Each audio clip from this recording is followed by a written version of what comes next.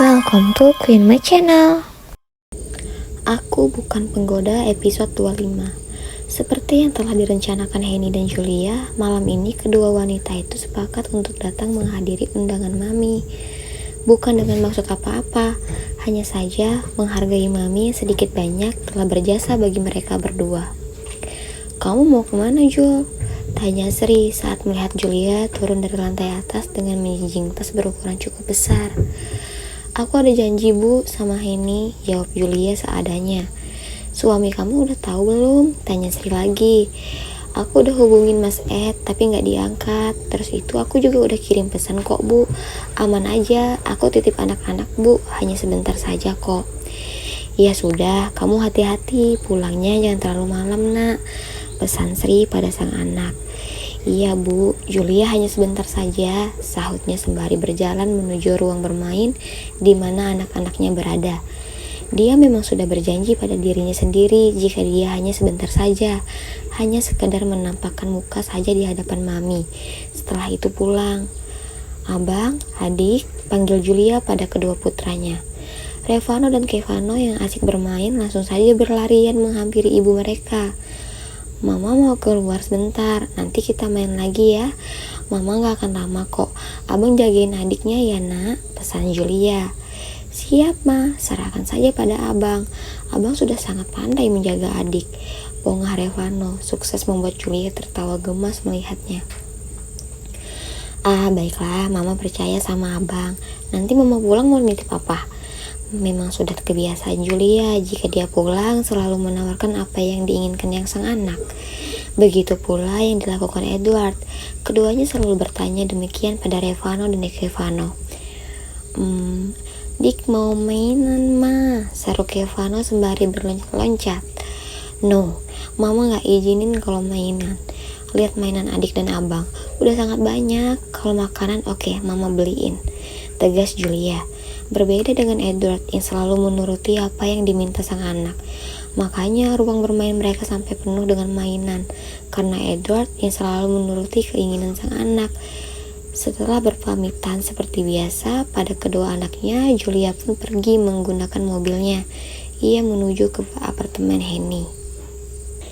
Di kediaman Regen, tiga pria tampan tengah berkumpul. "Gimana, Ed? Manjur kan apa yang kukatakan?" tanya Dion berbangga diri. "Ya, aku akui sih, tapi belum cukup. Aku masih belum tahu dia benar-benar menyukaiku apa tidak," sahut Edward. "Astaga, Ed, apalagi yang membuatmu bingung dan ragu? Sudah jelas sikap Julia waktu itu cemburu, makanya dia memanasi Aileen di sana dengan cara bersikap manja padamu." Jangan salah sangka dulu," sanggah Regen menyela pembicaraan keduanya. "Bisa saja kan dia melakukan itu bukan karena cemburu, tapi karena dia memang tidak suka pada Aileen," sambung Regen. "Astaga, Gen, ini nih otak kesumbat lemari, jadi kagak bisa berpikir dengan pintar.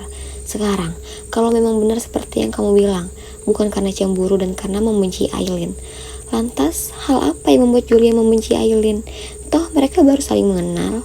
Kita tahu sendiri seperti apa Julia. Dia bukan wanita yang memiliki penyakit hati. Ya, sekalipun karena Julia membenci Aileen, ya pasti alasannya karena dia tak suka Aileen berdekatan dengan suaminya. Dengan kata lain, Julia cemburu. Dan jika seorang cemburu, itu artinya sayang," jelas Dion panjang lebar. Edward mengangguk-anggukkan kepalanya mencoba mengerti semua perkataan Dion barusan. Benar juga apa yang dikatakan oleh Dion, batinnya membenarkan. Sebuah senyum cerah pun akhirnya terbit di wajah tampannya. Entahlah, dia sangat merasa senang saja saat ini. Melihat Edward tersenyum demikian membuat kedua temannya saling pandang dan bergidik ngeri. Rasanya merinding melihat sang sahabat yang biasanya tak pernah tersenyum seperti itu kini malah tersenyum-senyum sendiri.